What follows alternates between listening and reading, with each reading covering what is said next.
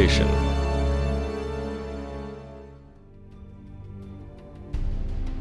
Doomed Czechoslovakia.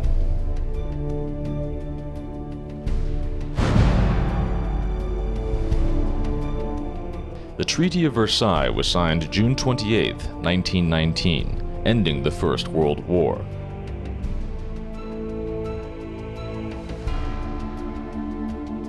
Defeated Germany was in critical condition.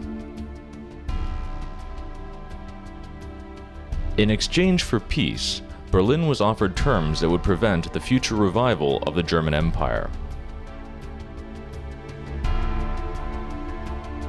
Germany would lose its territories, be limited economically, and crippled militarily. According to the Treaty of Versailles, Alsace and Lorraine were returned to France, which also gained the coal mines in the Saar Basin. The Saarland itself came under the control of the League of Nations for 15 years. Belgium added the Malmedy and Weissmis districts.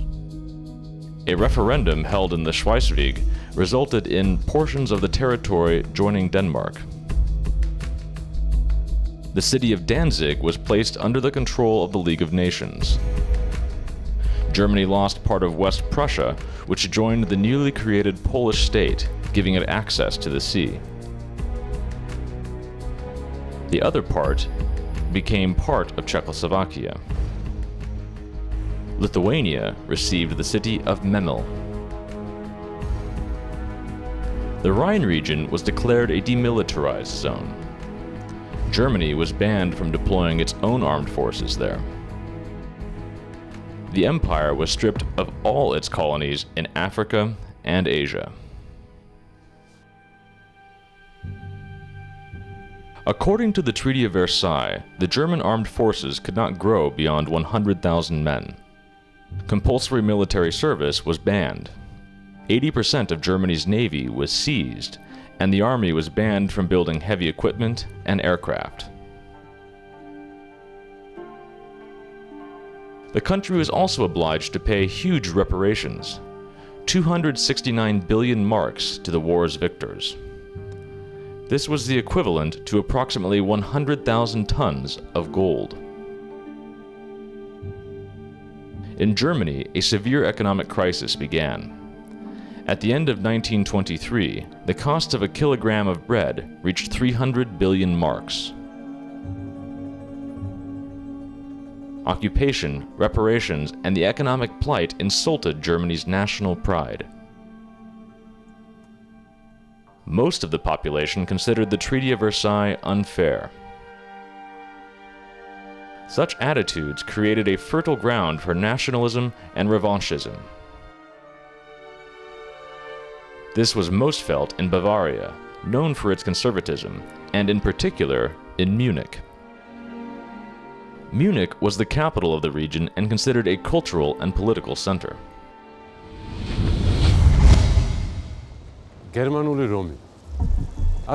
Munich, the German Rome, capital of Bavaria.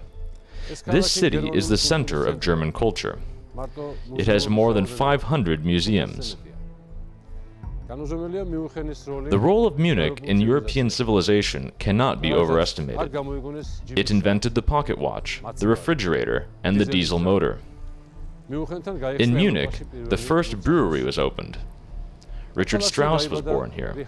Max Planck studied here. Albert Einstein graduated from high school here. Thomas Mann lived here. And here began the political career of Adolf Hitler. From Vienna, he went to the capital of Bavaria in the winter of 1923. Years later, Munich became the cradle of German fascism.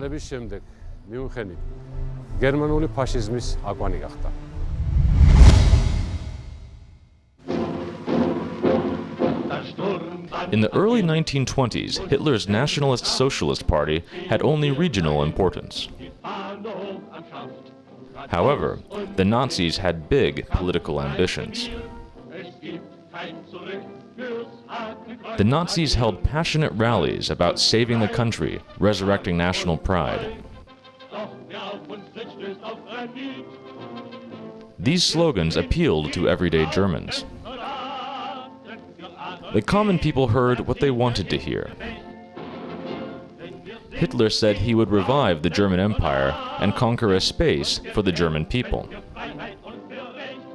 Hitler eben nicht bloß Hitler was not only an imperialist, this was something understood in the 19th century. He followed a racist ideology, the ideology of Greater Germany. In his speeches, Hitler said that the Germans needed a lot more territory. He promised to give them a pure German living space.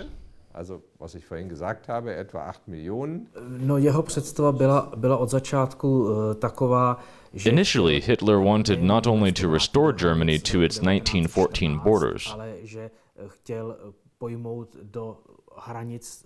he wanted to attach to Germany any German-populated area. This, first and foremost, concerned Austria and, of course, Czech lands. V první řadě již zmíněného Anschlussu Rakouska a samozřejmě také českých zemí, protože In 1924, the economic situation in Germany began to improve as the country received foreign loans. Soon, however, the situation worsened. In 1929, the New York Stock Exchange crashed, and the Great Depression began, with Germany's financial system completely dependent on foreign capital. The country was once again in crisis. Social conditions plummeted, with 1 in 3 able-bodied citizens left homeless. The economic crisis led to the collapse of Germany's political system and radicalized society. In the early 1930s, the government changed several times. Citizens held demonstrations every day. Right-wing and left-wing parties competed heavily. Against this background, the Nationalist Socialists gained more support. Hitler promised to eradicate unemployment and restore the German Empire. People believed him. As a result, the Nazis gained the majority of seats in the Bundestag. January 30th, 1933. German President Hindenburg tries to bring the country out of political crisis and offers Hitler the post of Chancellor. The Nazis gain power.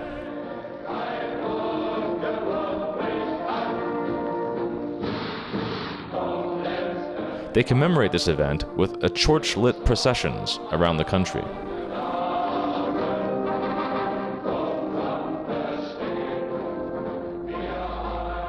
Immediately after coming to power, Hitler declared that he would comply with the Treaty of Versailles. Germany soon halted all reparations payments. In 1935, Germany began to regain territory. When the League of Nations mandate expired in the Saar, residents voted by referendum to rejoin Germany.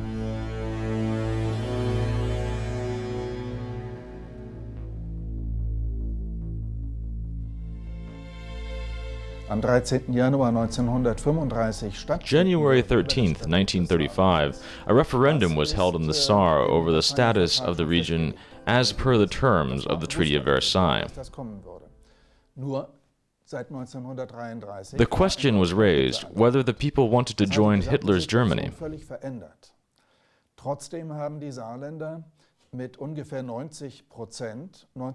Approximately 90% of the Saar voted for unification with Germany at the mercy of the Nazis rather than be annexed by France.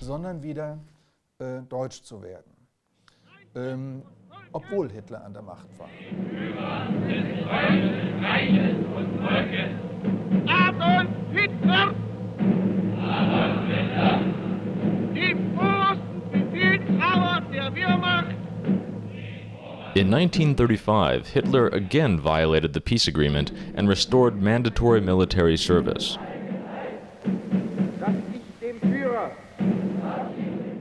2 years later, Germany had 36 divisions and 500,000 soldiers.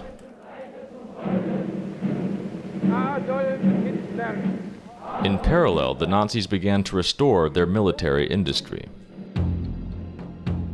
Soon, 60 aircraft and 45 tank factories, 15 shipyards, and 70 chemical plants began to operate.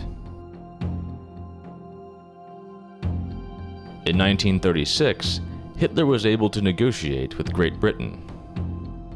London believed that the Treaty of Versailles put Germany in very tough conditions. The two countries signed a naval agreement allowing Germany to form a navy. Subconsciously, the British and the French felt pangs of guilt over the Treaty of Versailles. This applied particularly to the British. They believed that Germany was too harshly punished at Versailles. Therefore, they only eased some of Germany's requirements. They thought that Hitler sought to renegotiate the treaty. They were not able to predict his true aspirations.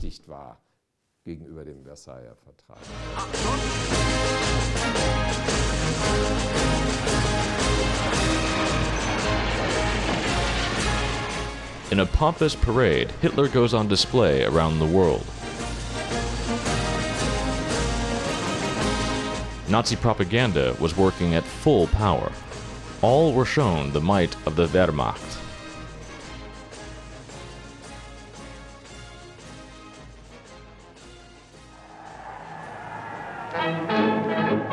In 1936, the Nazis violate another item of the Versailles Treaty. At 11 a.m., March 7th, 3 Wehrmacht battalions cross the bridge over the Rhine and occupy the demilitarized zone.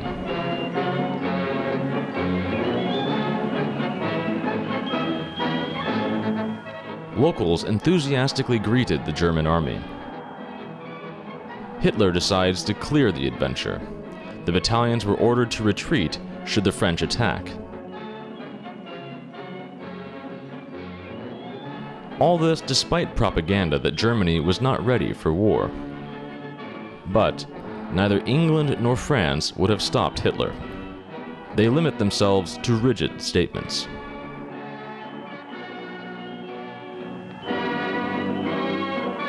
The League of Nations condemned Hitler's actions, and this incident was closed.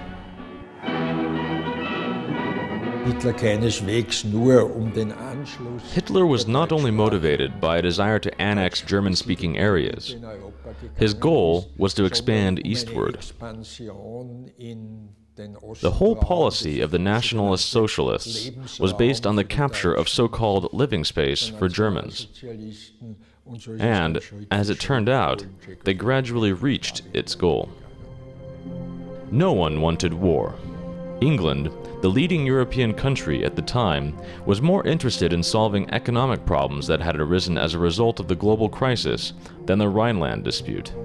London made unemployment and improving living standards its priorities. A lack of funds made it impossible to complete the reform of the British Army. Despite its apparent strength after World War I, the military was in need of modernization.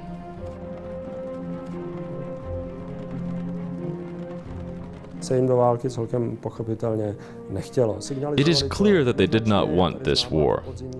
It is known that the fall of 1937, an unofficial representative of Neville Chamberlain, Lord Halifax, who was not yet Minister of Foreign Affairs, was sent to Hitler. At this meeting, Halifax told Hitler that, in principle, they could agree on the problem areas and change the map of Europe.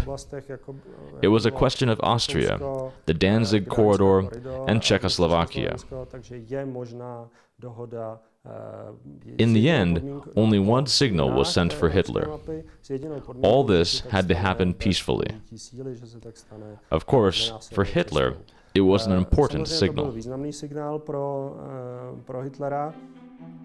A similar situation was going on in France. The economic crisis became a political crisis. There were frequent changes of government, the streets filled with protesters. Clashes between police and protesters flared up from time to time. The French government diverted defense funds from modernization to strengthening military cooperation along the border with Germany. Europe preferred to turn a blind eye to the actions of Hitler in the demilitarized zone than to start a new war.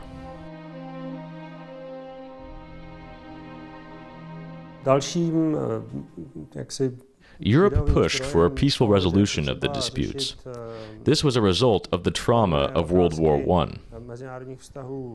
We must realize that France lost more than 1 million people during the war, while twice as many returned from the front disabled. This had psychological and social consequences for a generation. As a result of World War I, France experienced the greatest demographic decline on the continent. In Paris, they were convinced that the country could not survive another war.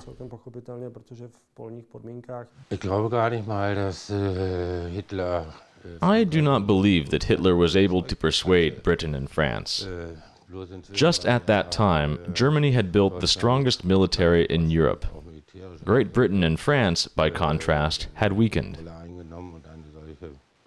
The balance of power had shifted. In principle, the behavior of Great Britain and France was like a coward.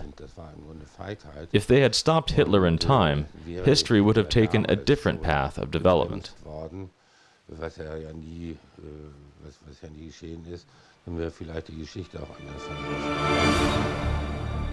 Hitler moved to action.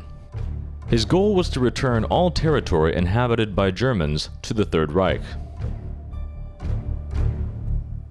The first target was Austria and the Sudetenland in Czechoslovakia. In these two countries, as many as 10 million Germans lived. February 20th, 1938, Adolf Hitler addresses the Reichstag with a speech. It was not a simple report. After the Nazi Party came to power, the Führer reported to the Reichstag and the people on the results of this 5-year reign. The most important thing in the speech was a point concerning German foreign policy. Quote, "More than 10 million Germans living in 2 states located near our borders. There can be no doubt that their political separation from the Reich should not lead to the deprivation of their rights. More precisely, their basic rights to self-determination. For a world power, it is unbearable to know that its brothers by race are subject to the most severe persecution and martyrdom for its desire to be with the nation, to share its fate. It is in the interests of the German Reich to protect Germans." 3 weeks after this speech, Germany annexed Austria.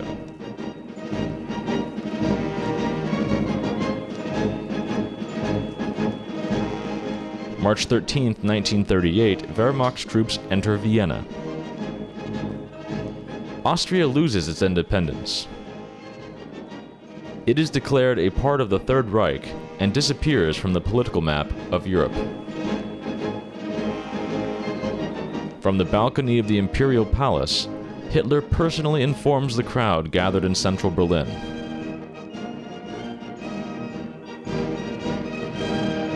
Die älteste Ostmark des deutschen Volkes soll von jetzt ab das jüngste Bollwerk der deutschen Nation und damit des deutschen Reiches. After the Anschluss, Hitler returns to Berlin, where he is satisfied with a triumphant meeting. He is more and more convinced that Europe is afraid of another war, and would agree to any of Germany's territorial claims in order to avoid a global conflict.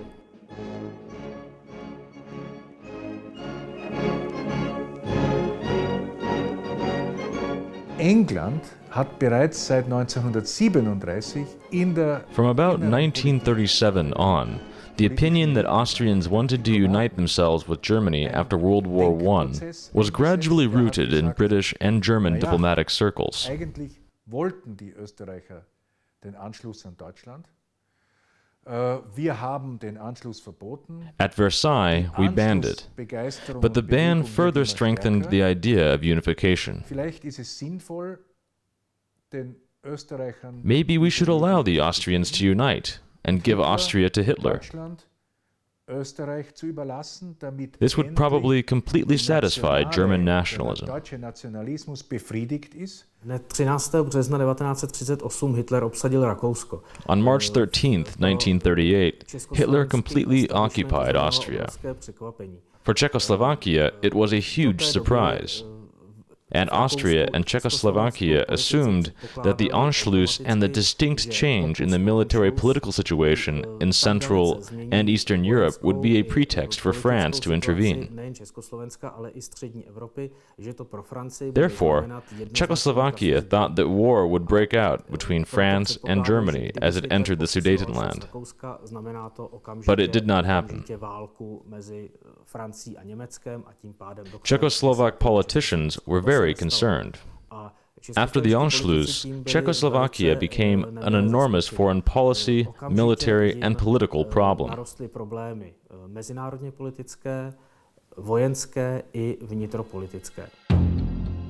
The next target was the Sudetenland of Czechoslovakia, inhabited by ethnic Germans. Sudetenland means the mountain region. Today, it is situated on the borders of Germany, Poland, and the Czech Republic. The first German settlements appeared here in the 13th century. Czech rulers did not interfere with the German settlers who developed the mountain area. They believed that the Germans would work hard to develop the economy of the country. Over time, the number of immigrants increased. In the late 19th century, more than 90% of the population of the Sudetenland were ethnic Germans. The rise of the Germans irritated ethnic Czechs. In the Austro-Hungarian Empire, which included Czechoslovakia, Germans occupied a privileged position and acted like rulers. Because of this, in the early 20th century, tensions grew occasionally violent between Germans and Czechs. After the First World War, the defeated Austro-Hungary disintegrated. On October 28, 1918, Czechoslovakia declared its independence, becoming a sovereign state. From an ethnic point of view, the new state was rather a multi-ethnic association. Protecting their own territory caused conflicts with Poland and Hungary.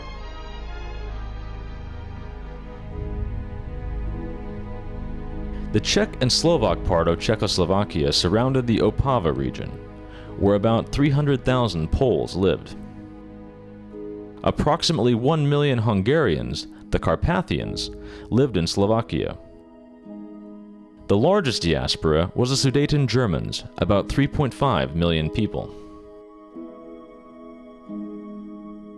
At the Versailles Peace Conference, Czechoslovakia pledged to provide broad autonomy to all of its minority residents.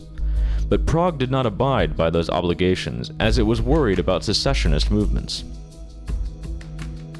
After the wars with Poland and Hungary, problems arose in the Sudetenland. German troops living there request separation from Czechoslovakia.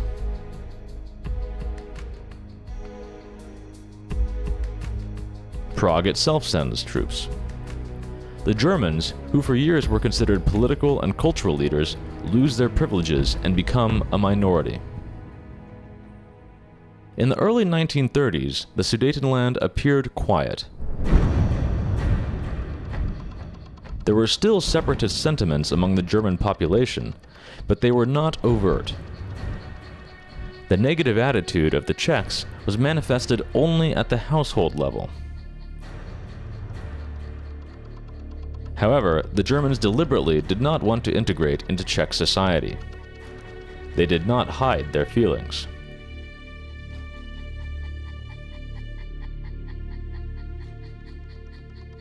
Only a pretext was needed to activate separatist sentiments. Vince Plops Sudetevs. He who owns the Sudetenland holds the key to Central Europe. Even in the 19th century, German Chancellor Otto von Bismarck defined the meaning of this mountainous region. The battle for the Sudetenland has never stopped. The main town, Reichenberg, is now called Liberec. Over the years, this town passed from hand to hand. On this square, the Austrian flag and the Prussian eagle periodically replaced each other. Interest in this mountainous territory didn't ebb in the 20th century. Hitler, who came to power in Germany, worshipped Bismarck. So, he set a goal to return the Sudetenland to the Third Reich. Hitler considered it a mistake that this place belonged to Czechoslovakia, and the discrimination of the 3 million Germans who lived in this region were an even graver error. March 1938, after the Anschluss of Austria, Germany begins to deliberately aggravate the situation in the Sudetenland.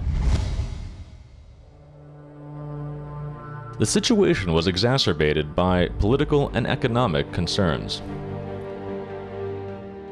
The Great Depression played a huge role in destabilizing the Sudetenland, beginning in 1929. It gave the impetus to revive separatist sentiments in the region. After independence, Czechoslovakia quickly turned into a developing country. Even during the collapse of the Austro-Hungarian Empire, it had many industrial facilities.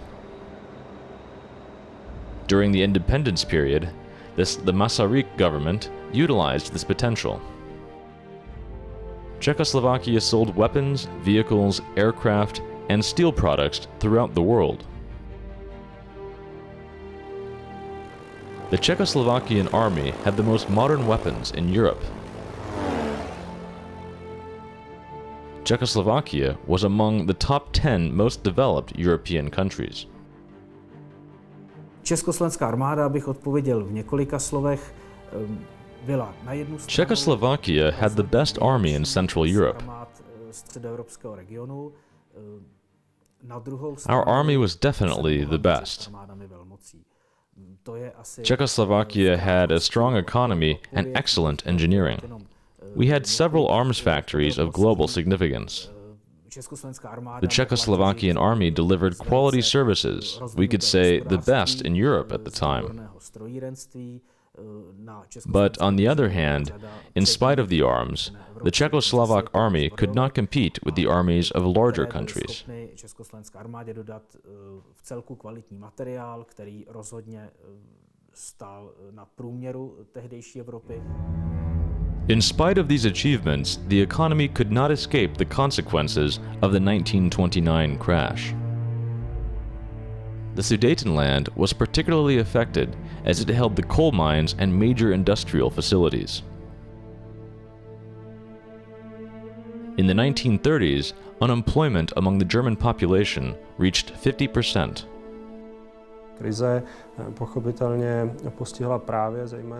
The crisis hit the Sudeten areas inhabited by Germans first. There were light industrial enterprises in these areas, textiles, porcelain, and the like. There was little demand for these products during the crisis. This meant that the unemployment rate, which was high at the time throughout Czechoslovakia, was the highest in the Sudeten German regions. Meanwhile, Nazi Germany experienced economic success. The Sudetenland thought that Hitler would be able to improve their situation.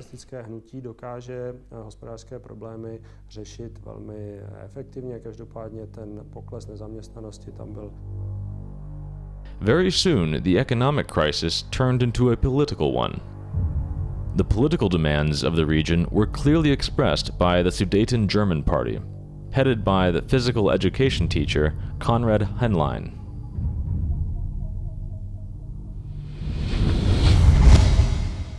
Vratislavice. Čechეთის čtvrtí mdebare patara dasahlebuli punktija. Vratislavice, a small town in northern Bohemia. The main Sudeten town of Liberec is only 7 kilometers from here. Before World War II, Germans primarily inhabited these areas, and it was called Maffersdorf in German. This small town is famous for being the birthplace of famous automobile manufacturer Bernard Porsche. In addition to Porsche, Vratislavice had another famous son, whose name would forever be etched in history books: Konrad Henlein. Henlein ran the Sudeten-German movement and carried out Nazi policy in the region. With Henlein and his party, Adolf Hitler was able to occupy the Sudetenland in 1938. Sám Henlein pocházel, což je, myslím, Henlein himself came from a mixed German-Czech family. His mother was Czech. He began his career as a banker. He then headed sports clubs. It was at that time that he became the formal leader of the Sudeten Germans. Of course, there were other prominent figures in the party, but Henlein rose to the top. At first, Henlein's party was not associated with the Nazis. By 1933, it was purely concerned with the Sudetenland. Over time, Henlein's priorities changed. He got in touch with the Nazis. From 1935, Henlein's party secretly received about 8 million krones annually from the German Foreign Ministry.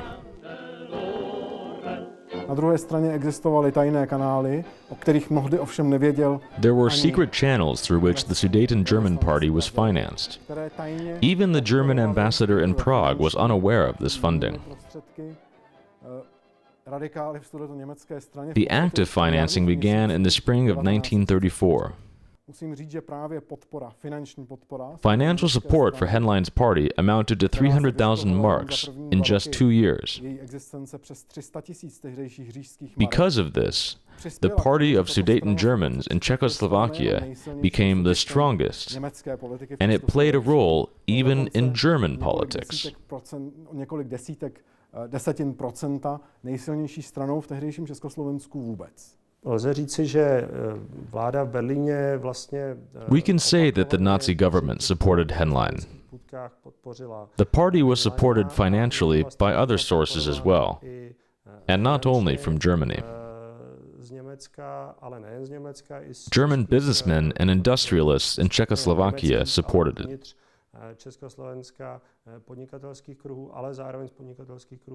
The party was also supported secretly by the secret services. It's difficult to say the amounts, but it was a big help. As a result, Henlein's party membership grew fivefold from 100,000 in 1935 to 500,000 2 years later.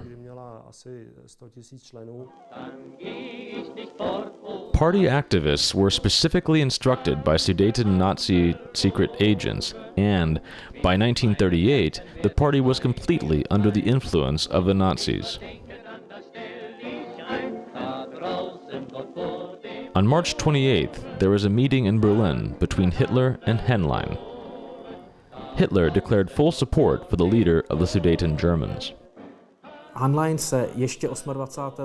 March 28, 1938, after the Anschluss, Henlein met with Hitler to agree on a plan of action with him. At this meeting, Hitler put one important condition to the leaders of the Sudeten Germans. The more you demand, the more we can give you. Never be satisfied. In principle, this meant one thing.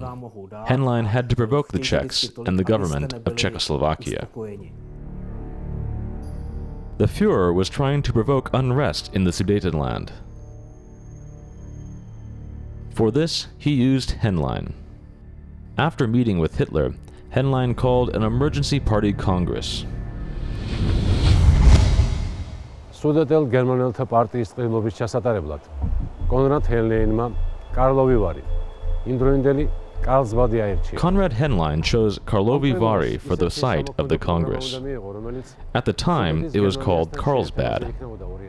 This Congress was made to adopt a program of action that would be focused on the unification of Germany and the Sudetenland. Everything took place according to Hitler's plan. The Congress opened April 24th, 1938, here in this English Gothic-style resort. Henlein rented a concert hall on the second floor.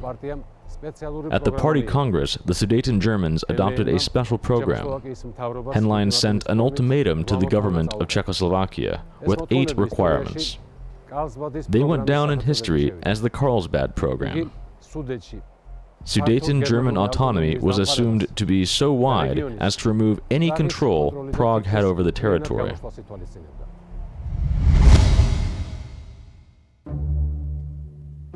Henlein demanded the region be granted full self-governance, for its borders to be redefined, for it to be free to spread German culture and philosophy, and for Sudeten Germans to be recognized as a legal entity. He demanded the recognition of this proposal to determine the position of the Sudeten Germans in the state. As a condition for the peaceful coexistence between Czechs and Germans, Henlein demanded Czechoslovakia reorient its policies towards Germany. As expected, the Czechoslovak government refused to comply with these demands. Karlovarský program navazoval na předcházející. The Karlovy Vary program was based on the plan of the Party of Sudeten Germans, formulated in 1937. Přičemž navenek v podstatě usiloval o územní Externally, autonomii Henlein sought to obtain territorial autonomy. Klíčovou součástí This program involved the creation of a Czechoslovak republic with a closed German territory that would fully be managed by Germans. In doing so, the Sudetenland would have a separate foreign policy from the rest of Czechoslovakia. The Germans themselves would deal with the rest of public policy. In addition, the program assumed the freedom of German philosophy in the region, which meant a public recognition of fascism. All that was included was in direct contradiction with the democratic constitution of Czechoslovakia. In fact, the leadership of the party wanted to carve the Sudetenland off of Czechoslovakia. May 14th, 1938. At the Berchtesgaden residence, a regular meeting is held between Hitler and Henlein. The Führer demands he destabilize the Sudetenland. The culmination of the disorder was scheduled for May 22nd. On this day, Czechoslovakia was to hold municipal elections. Along with the elections, the Galena Party planned to hold a plebiscite on the Sudetenland's annexation by Germany. Asi nejvážnější, nejserióznější zprávu přinesl vojenský ataše. In those days, our military attaché in Germany, Colonel Krohn, gave the government important information that German troops were concentrating in Saxony.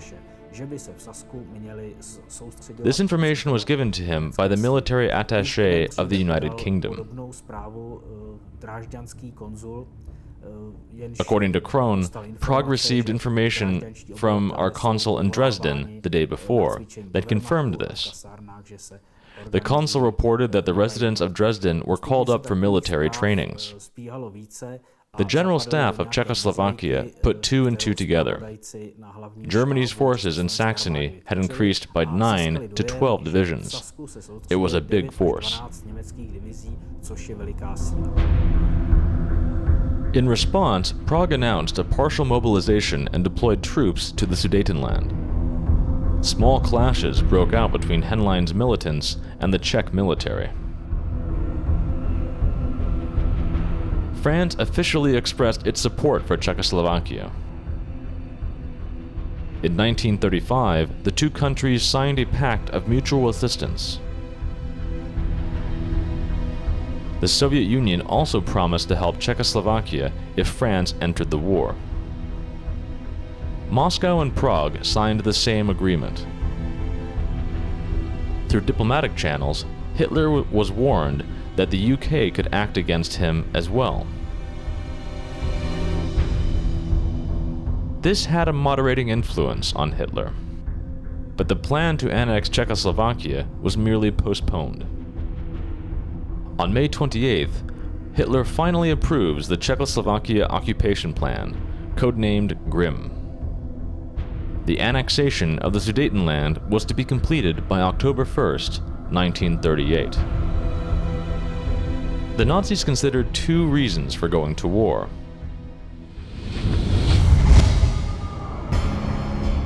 In one case, Berlin could accuse Czechoslovakia of starting the fighting. At the same time, Germany was only defending itself. In the second scenario, the intervention would follow a serious incident in the Sudetenland. On this basis, Germany received the moral right to send troops to protect its countrymen. From a political and military point of view, the preference was given to the second option. In the spring of 1938, the propaganda machine was running at full power. The Nazis sought to reassure the world community that the Czechs were harassing Germans. As evidence of its innocence, they spread footage of German refugees from the Sudetenland. For Hitler, the slogan of protecting the rights of his compatriots was just a cover. In this performance, the Sudeten Germans played the role of the downtrodden and the persecuted, and Germany, their savior.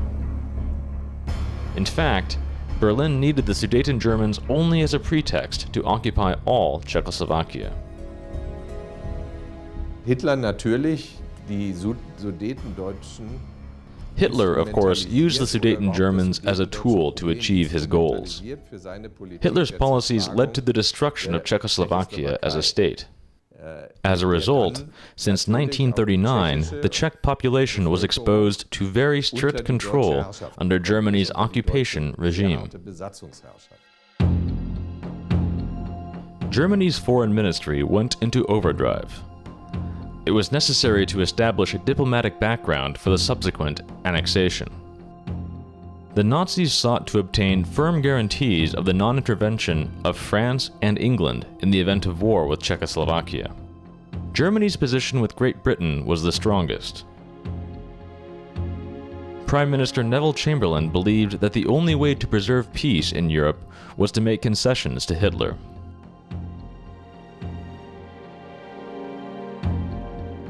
Chamberlain tried to convince the French of this strategy.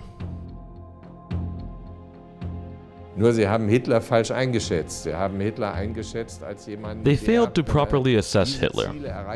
They saw Hitler as a man who would no longer be dangerous after achieving certain goals.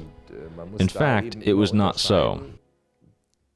Zwischen dem, was Hitler wirklich wollte und seiner Politik. From the very outset, I must say that Hitler's ambition was completely different from the ambitions of German politicians before him. The fact is that before Hitler, German politicians wanted a peaceful revision of the Treaty of Versailles. Hitler wanted more.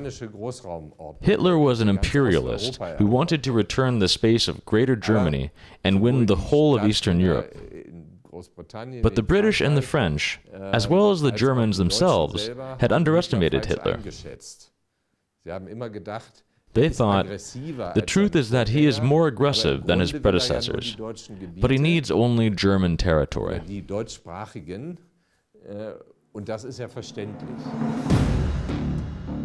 In early August, British Lord Runciman arrives in Prague. He had to study the situation in the Sudetenland and submit a plan to resolve the crisis. In early September, Runciman publishes a memorandum. It encourages the government of Czechoslovakia to fulfill all of Henlein's demands. September 6th. Czechoslovakia agrees to provide the widest possible autonomy to the Sudeten Germans. However, the separatists are not satisfied by this proposal. According to instructions from Hitler, Henlein demands the Sudetenland's accession to Germany. September 12th. The National Socialist Party adopts a resolution at its Nuremberg Congress. The Nazis call on the Czechoslovak government to cease the harassment of Sudeten Germans and give them the right to self-determination. Quote, God did not create 7 million Czechs so that they might oppress 3.5 million Sudeten Germans. Behind the, quote, torn Sudeten Germans is a standing German nation, armed, Hitler said in a speech. The Nuremberg Congress was the signal for revolt. May 13th, Henlein's squads attack Sudetenland police stations. Czechoslovakia announces martial law in the Sudetenland and sends troops. In 1938, Europe faced war a second time. Germany begins mobilizing. September 15th, Chamberlain personally comes to the Berchtesgaden to meet Hitler. In negotiations, Hitler declares that 300 Germans had been killed and only the Wehrmacht could stop the bloodshed. Hitler makes it clear to the British Prime Minister that normal relations between the two countries depended on a resolution of the Sudeten problem. Chamberlain agrees to Hitler's demands, but asks for time to reconcile the matter with France. September 18th, Anglo-French consultations take place in London. They agree to allow the Sudetenland to join Germany. Británie neměla přímé závazky k Československu, pouze jako člen společnosti. Britain had no international obligations to Czechoslovakia. Also, in 1938, its armed forces were not ready for a big war. This included both ground forces and air defense. It must be remembered, most of the British political elite before 1938 thought that the Treaty of Versailles was unjust, and it would be possible to fix it through an agreement with Hitler.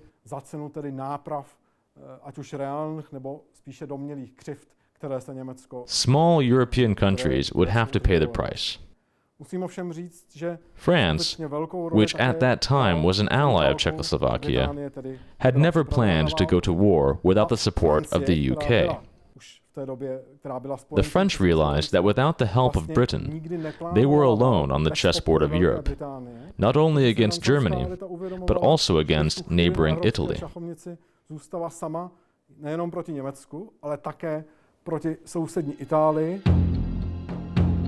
France and Britain issue a joint ultimatum, not to Germany, but to Czechoslovakia. First, Czechoslovak President Beneš refuses these conditions. However, after unprecedented pressure from the leading European states, he eventually agrees to the transfer of the Sudetenland to Germany. September 22nd. At a meeting, Hitler adds additional demands to Chamberlain. The Sudetenland should be passed to Germany on September 26th. In addition, Czechoslovakia should satisfy the territorial claims of Poland and Hungary. Otherwise, Germany threatened to start a war. After this ultimatum, Britain and France mobilize. Troops begin digging trenches in the streets of London and Paris. However, again, an international confrontation is avoided. 27. září večer vlastně vystupuje Chamberlain s tím dramatickým prohlášením. On the evening of September the 27th, Chamberlain makes a dramatic statement. How horrible, fantastic, incredible it is that we should be digging trenches and trying on gas masks here because of a quarrel in a faraway country between people of whom we know nothing. This phrase is an example of British political short-sightedness and folly.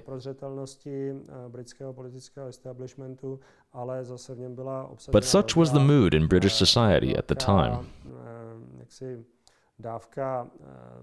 In addition, the Sudeten problem was presented in a way that the German population just wanted a right for self-determination.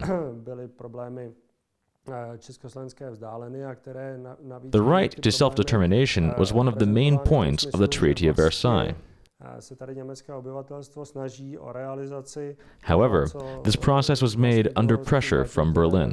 jednání, to je realizaci práva národů na sebeurčení. Že se tak dělo. Of course, there were some problems in the Sudetenland, but the Nazi propaganda exacerbated them 1,000 times.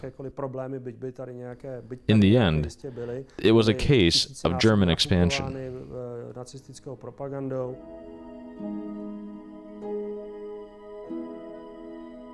A final agreement on the Sudeten issue came September 29th. 4 European leaders gathered in Munich at the Eagle's Nest to decide the fate of Czechoslovakia.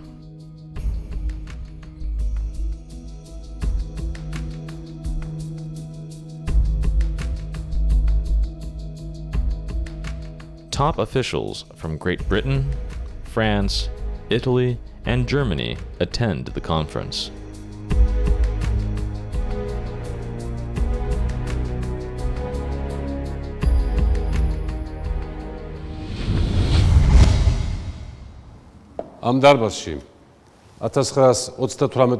September 29th, 1938, the Munich conference was held in this hall.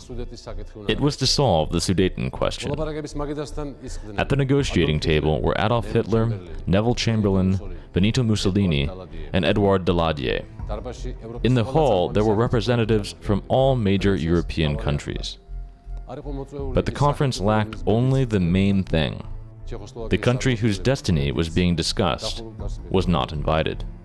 Czechoslovakia anticipated the verdict of these closed-door meetings. At 12:45, Hitler opened the conference. Germany can no longer remain indifferent to the misery and poverty of the Sudeten Germans. The population is subjected to barbaric persecution. The number of refugees from the Sudetenland to Germany rose from 240,000. This tense situation requires a resolution within days. Hitler's speech was accepted by all participants. The European leaders came to an agreement late at night. In the morning of September 30th, the conference decided the Sudetenland, where nearly 5 million people lived, should be passed to Germany. That day, Europe renounced Czechoslovakia.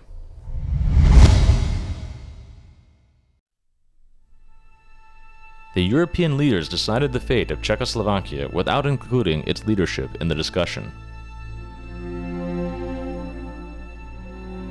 No one asked anything of the Czech side.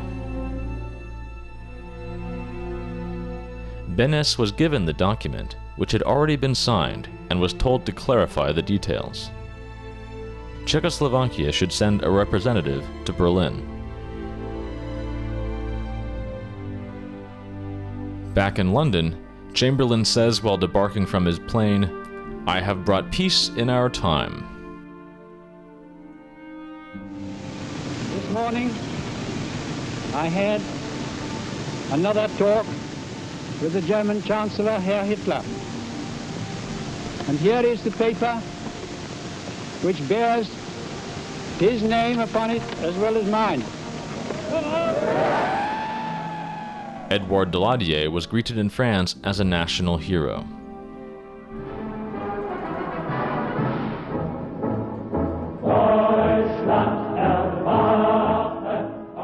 October 1st, the Sudetenland greets the Wehrmacht. 10 days later, Germany has full control of the region.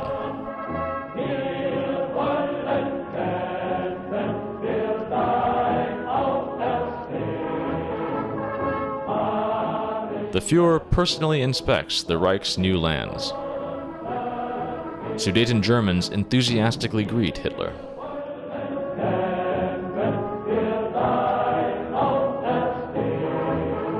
Im Grunde genommen wollte Hitler das Abkommen gar nicht. Frankly, Hitler did not want to make the Munich Agreement. He wanted the states of Europe and Czechoslovakia to refuse the compromise, to be able to go to war.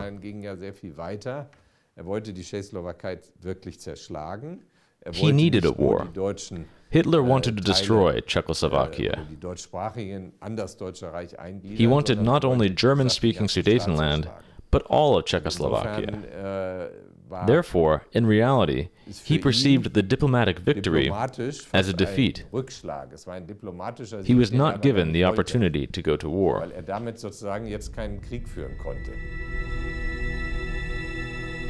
Czech refugees poured out of the Sudetenland. About 300,000 people were forced to leave their homes.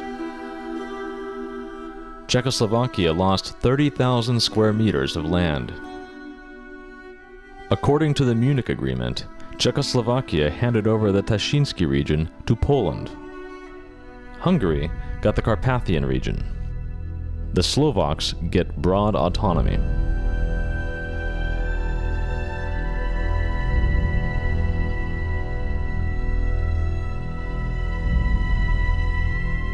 Czechoslovak President Beneš speaks to the nation by radio. He says that due to circumstances, he would leave the presidency and go into exile. Byl jsem vždy optimistou a můj optimism je dnes silnější nežli kdy jindy. Mám nezlomnou víru v náš stát, v jeho zdravost, v jeho sílu. In Munich, Britain and France had pledged to ensure the inviolability of state borders of the new Czechoslovakia. These guarantees were fiction. In March 1939, Germany violated the Munich Agreement and started the full occupation of Czechoslovakia. On March 15th, Wehrmacht troops enter Prague. The former capital of an independent state was introduced to a new German administration.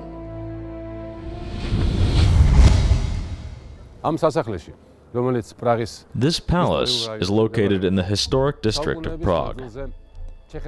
Czech rulers lived here for years. The palace is situated in such a way that it looks at the entire city.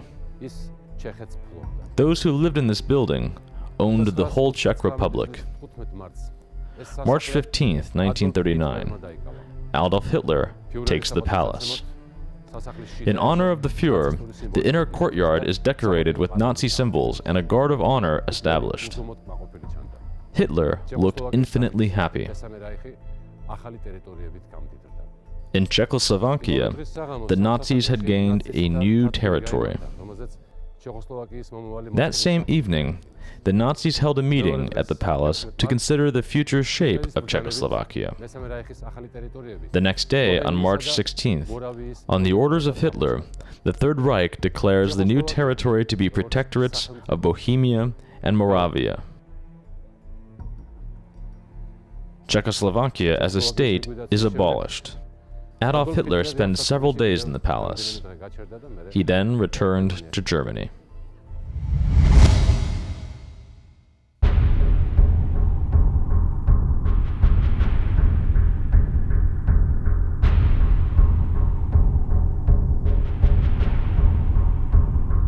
My jsme s mým přítelem a dávným spolužákem, známým režisérem Milosem Me, my friend and classmate, a famous film director, Milos Forman, with whom we have been friends for 60 years, we were going to make a film about the Munich Agreement.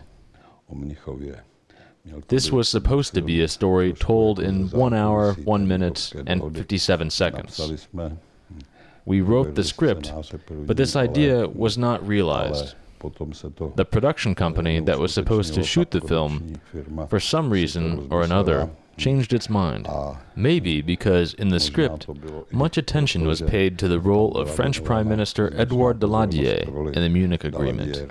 This is just my opinion, and not a statement, because I do not have supporting documents. I personally had the feeling that it was best to be quiet about Daladier and not to make the film.